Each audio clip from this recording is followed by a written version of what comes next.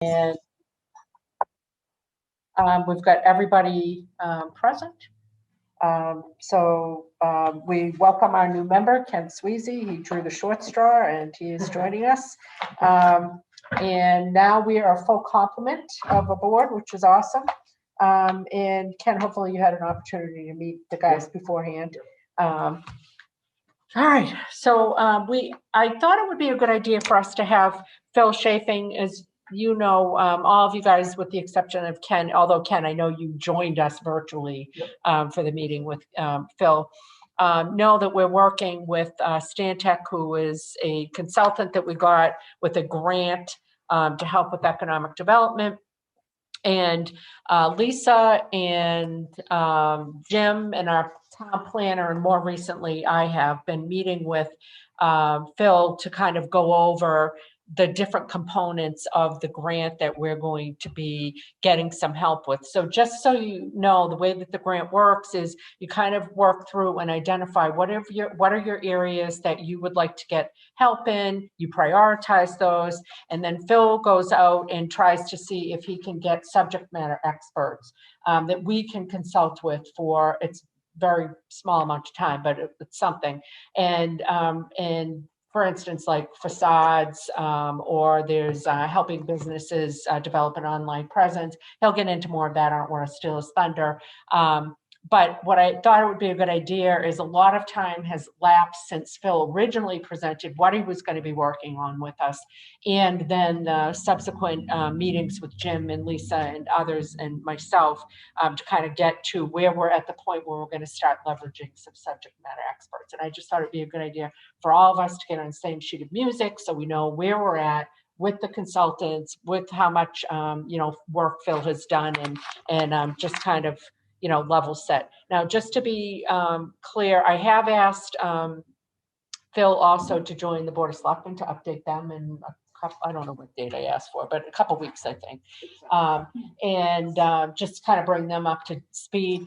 And that will be a public session, and we'll be looking for comments. I don't want to so much say feedback because I don't want to mislead people into thinking that at this point in the project's development that we could go back to square one, because we're so far along and there's deadlines that Phil has to meet.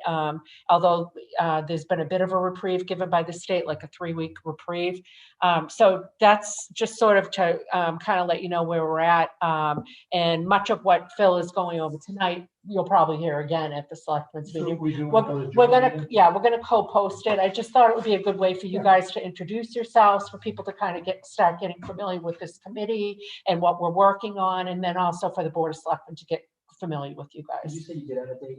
I asked for a specific date, and I'll multitask when we're talking to Phil, and I'll let you know what it is. All right, thank you. Thanks, Rhonda. Yeah.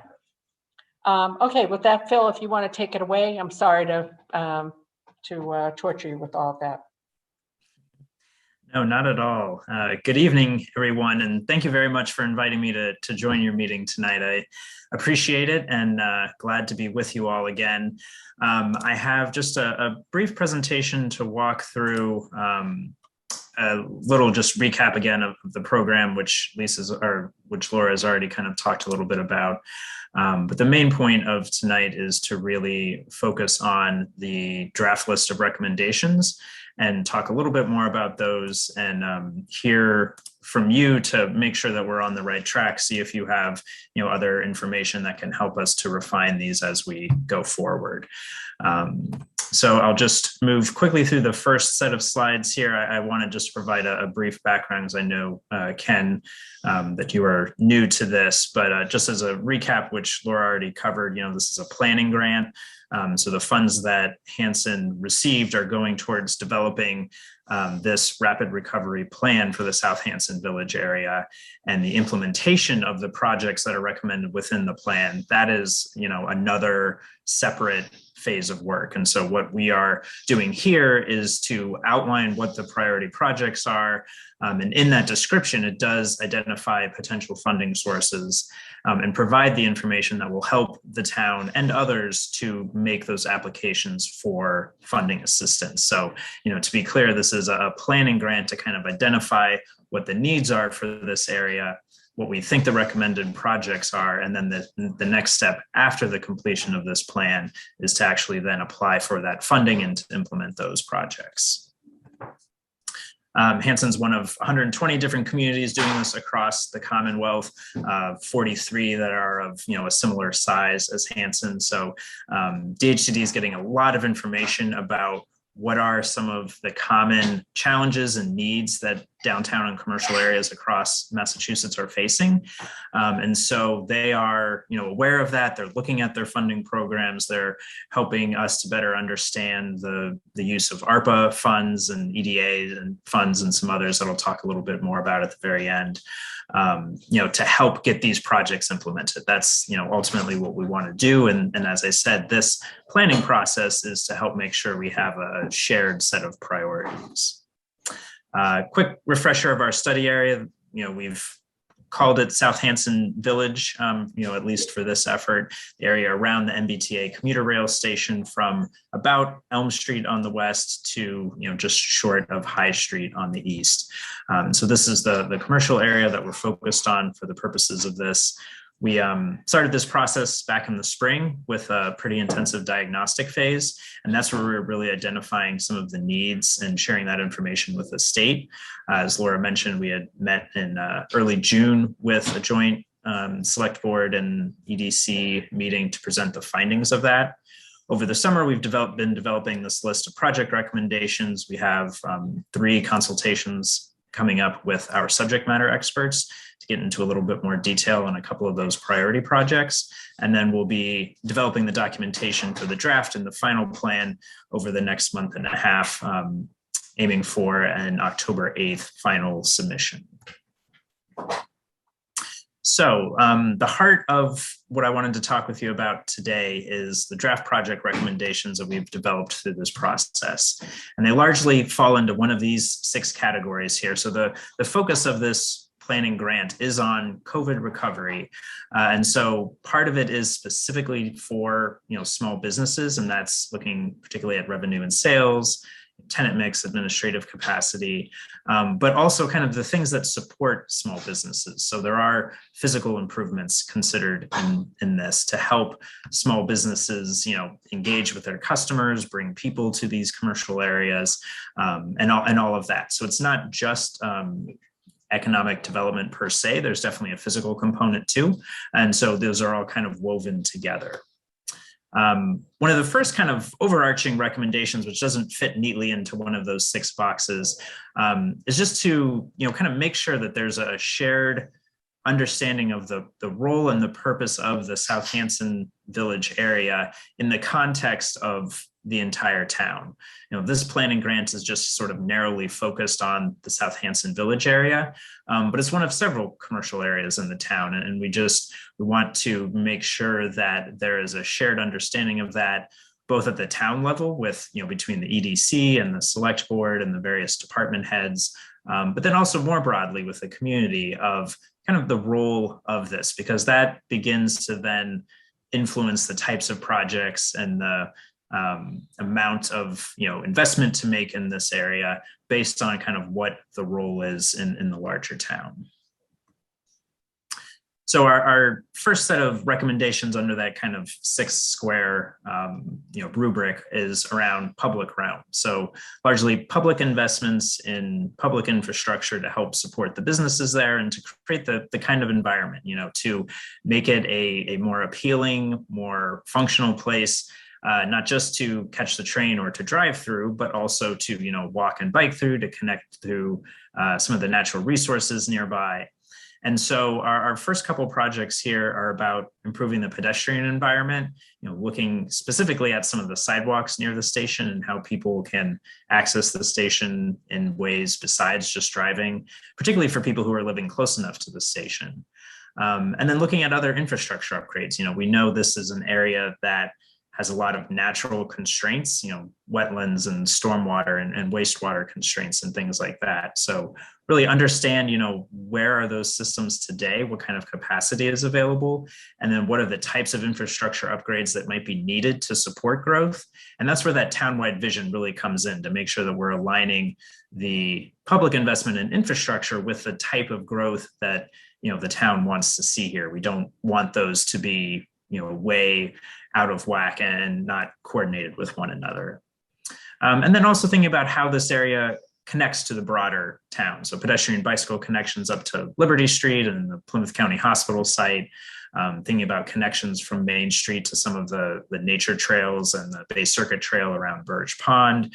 So how does this get kind of integrated into the community more? This just a reminder here, you see on the right there, the sidewalk that's there today. And when traffic isn't stopped for a train, it's moving through there, 35, 40 miles an hour, and not really a place that you would probably feel too comfortable walking. So thinking about, what are some improvements that could be made to help do that, to support, both access to the commuter rail station, but also the businesses that are here. In the private realm category, we're looking particularly at improvements to building facades and business storefronts. It really gets to the physical appearance. The two big projects here that are addressing the physical appearance of this are the sidewalk improvements and improvements for storefronts and building facades. And so this project here, the storefront and building facade, that's one where we have a consultation with a subject matter expert who will be able to share their experience from other communities similar to Hanson who are facing similar challenges, and help us to develop what that project might look like, how to structure it in a way that is appealing to the business owners and the building owners who are there today, so that we can see some progress here over time. And then the second one there is a little bit more broad about encouraging more housing in and near the study area, building on some of the recommendations in the recent housing production plan, and also just thinking about the more residents you have living near businesses that can support some of the restaurants that are there today, and potentially new types of businesses in the future if that is again that town-wide vision for the area. So this is an example of one building that houses a number of different businesses and companies in it that you could see trying to encourage the owner to make building and storefront improvements to make that more appealing and more informative in terms of what all is inside there. As we look to the next category here around revenue and sales, a big idea from the very beginning of this was to help promote local businesses within Hanson with residents, but also within the region to publicize all of the entrepreneurs and small business owners who are in the district today, who are doing good work, helping them to kind of increase their reach and awareness. So, Hanson Day is part of that, but there are other strategies that can help raise that awareness level and, help increase revenues for local businesses. And some of that may be through a technical support program that's helping those businesses, with the online sales and marketing aspect, or taking a good look at their storefront, both the inside and the outside, to say, what is the visitor experience here? What kind of investments could you make to make this a more appealing storefront and more, friendly to people? So those are two things that can help the existing businesses with their revenues and sales. For example, here, just as we were walking around, there are a lot of businesses here, and you might not notice that, particularly as you're driving through the area. And so finding ways to support the businesses that have been here for a long time and just broaden the general community's awareness of everything that is here in South Hanson Village. Next category, culture and arts. One of the things we've talked about is that there is, some great and interesting history here. And certainly the Ocean Spray facility is a big part of that. And so, this is tying together a couple of projects now, facade and building improvements and local history and, thinking about sidewalk access through this area. But, how can something like this, or the natural resources of the Burge Pond and the wildlife refuge there, how can those somehow come into the environment? So when you are waiting for a train at the station, or, getting your cup of coffee at Dunkin' Donuts, you have something that you can kind of learn a little bit about the area that might encourage you to stay or to want to learn more. That is a strategy that a lot of different places have used to help engage people in areas like this and, build interest and support and awareness. And then finally looking at the kind of the administrative side of things, one that we know is already starting to move forward is to assess the zoning in the study area and see how well that aligns with the needs of the businesses that are there and the needs of businesses who might be interested in relocating here or expanding to a second location here. So understanding, what's working, what's not working, how to address some of those natural resource constraints in the area. And this is another project where we have a subject matter expert to help understand, what the process of that zoning audit and analysis might look at like. What are some best practices from similar communities that Hanson might consider? Those sorts of things so that we can have a more defined, stronger sense of what this project could be in the future.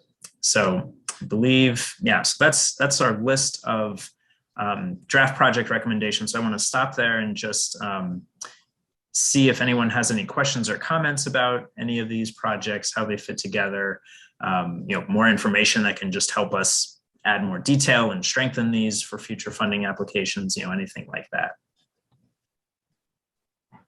Well, I guess on that last, when we talk about the zoning, when we talk to the subject matter experts, are we bringing in other departments? We're absolutely bringing in other departments. I had asked that I don't know if people responded to your doodle yet, Phil, but I've heard from two of the three.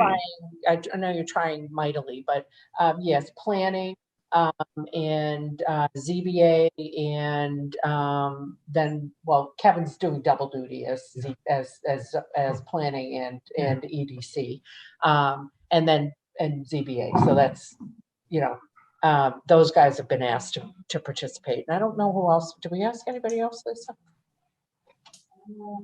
Because really, that's just for the purposes of talking to the subject matter expert. The bylaw committee, the zoning bylaw committee, is an all hands on deck. Every land use board has been asked to send a representative. I know that, but I was not, because I know we have a call tomorrow facade, on the facade, but we don't need a big group for that. No. But the zoning one, if we're going to have an expert, there's a lot of people in town that should be listening. I at least want the planning and ZBA guys to be part of that. Yeah.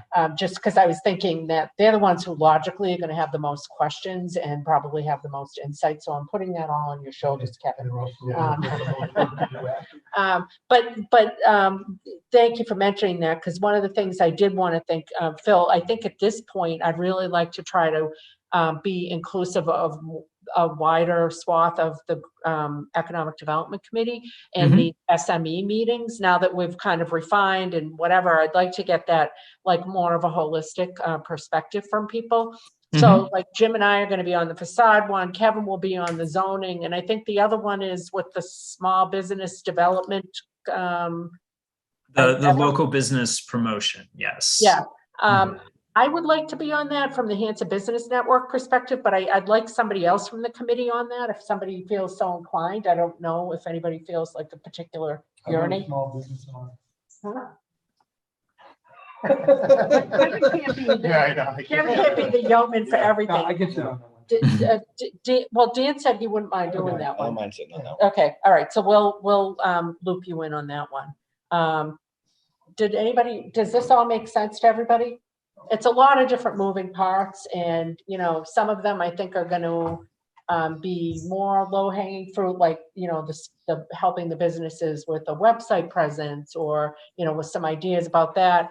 The facade one I think is one we're going to have to talk about, how we encourage, air quotes, people to be incentivized to fix up their facades, and we'll talk about that after Phil gets off, because we don't want to share inside secrets with him.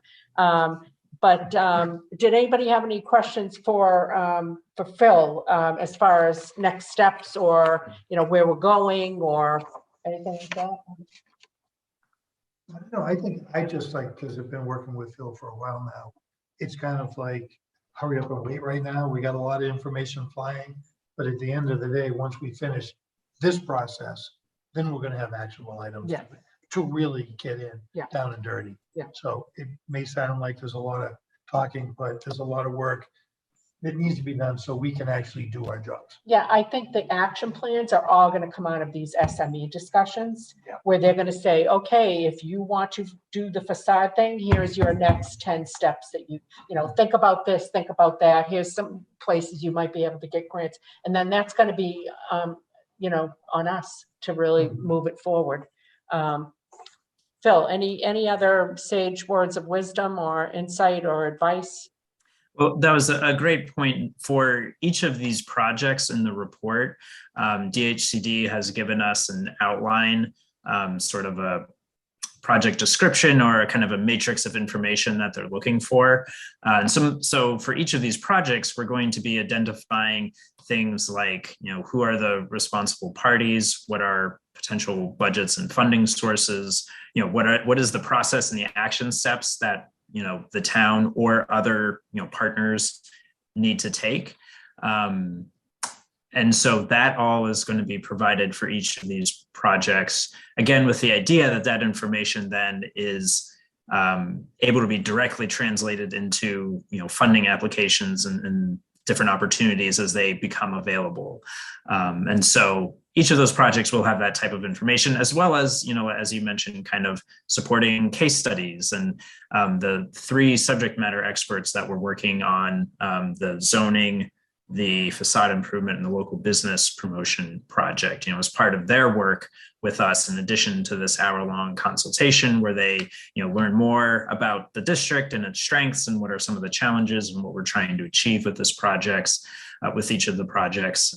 They will then respond with information about process and potential funding sources, and also case studies, best practices, so that, you know, in terms of there's our models to look to. And so all of that information will be helpful to, you know, then once the implementation phase gets going, to get into that. So that's, you know, those project descriptions I think will be very helpful to the town, to departments, to, you know, also help business and property owners understand how, you know, for example, that facade investment that we would love for them to make, how does that relate to some bigger things that are happening here? You know, how does that relate to the new sidewalk that's getting planned for the area, or the new historic and natural resource cultural markers that'll be out, you know, at some point, you know, or with the promotional efforts that we're providing for the district, you know, try to tie it so it's not just a isolated one-off project, but it's seen as a part of a broader effort to invest in the area and the businesses that are here to help them ultimately be more successful. You know, that's what we're trying to do here. And so hopefully this plan can provide that sort of framework. Yep, perfect. Okay, if nobody has any other questions, you know, I say this all the time, but we really appreciate everything. Now, is this your accountability slide here to kind of tell us timing for things? Yes, just in terms of next steps to kind of wrap up, you know, as I mentioned, we have the 3 subject matter expert consultations coming up in the next few weeks, developing the draft plan, then the joint meeting some point, probably kind of mid-September range, to get input from the select board and from you again and from the public there. The final plan is due to DHCD on October 8th. And then, you know, from then on, it's about, you know, identifying funding opportunities and making those applications. And so there was one webinar last week sponsored by DHCD. There's another one early next week that is focused on funding. So the first webinar was about ARPA, the American Rescue Plan Act, and how those funds might be appropriate for certain types of projects. This next webinar, I think, is going to address EDA funding and other state resources for funding projects. Those webinars, I should say that I'll share this presentation with the committee afterwards. But if you go to that RRP website that DHCD has, all of their webinars are available. They have extensive PDF collections of best practices from the various subject matter experts. So there's a lot of really good information on that website that's meant for Hanson, for you to take a look at and kind of peruse through and find the pieces that are most useful to you.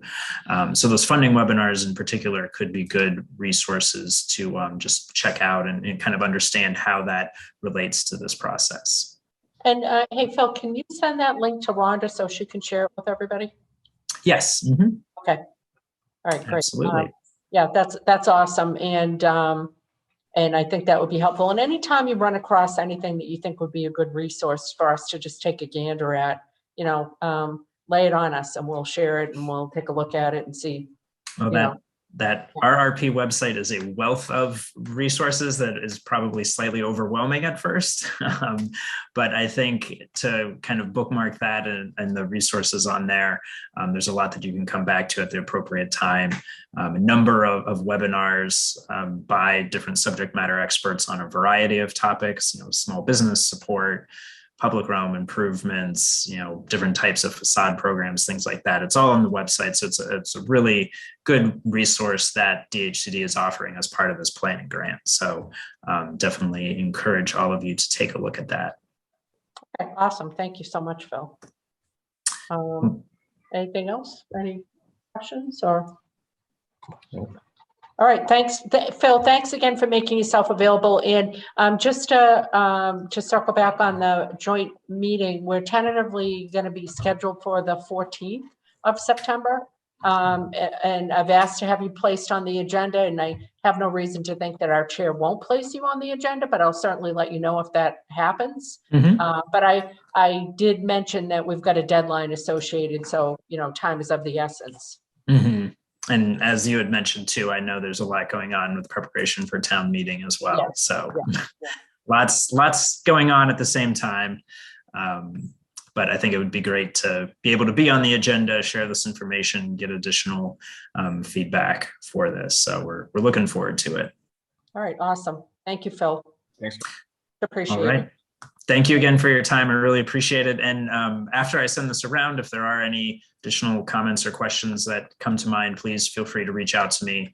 Would love to talk to you more. So thanks a lot for your time. All right, thank you. Thanks, Phil. All right. That joint meeting's not supposed to be the same day as the regular.